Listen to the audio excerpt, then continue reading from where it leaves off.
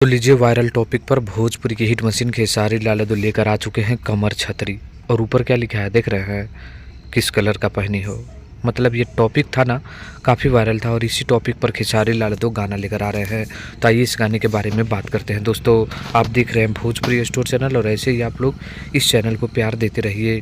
दोस्तों आप लोगों को बता दें कि ग्लोबल म्यूजिक जंक्शन के यूट्यूब चैनल पर एक गाना आया है, उसको आप लोग प्यार दीजिए। और अब सुनिए कमर छतरी के बारे में।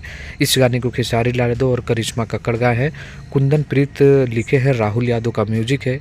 और ये गाना में आप लोगों को खेसारी लाल यादव के साथ रक्षा गुप्ता नजर आने वाले हैं। दोस्तों आप लोगों को बता दी ये जो गाना है कल सुबह 7:15 पे टीजर आएगा आराध्या फिल्म पर। वहीं 7 तारीख को सुबह में ये गाना आप लोगों के बीच फुल वीडियो के माध्यम से रिलीज़ किया जाएगा। तो नाम है कमर छतरी। आने वाले दिनों में देखते हैं कि ये गाना कितना धमाल मचाएगा और कितना सुपर डुपर हिट होगा। बस आप लोग बताइए ये गाने का बोल कैसा लगा और पोस्टर कैसा लगा और कितना वेट है, कमेंट करिएगा। मिलते हैं नेक्स्ट वीडियो में। धन्यवाद।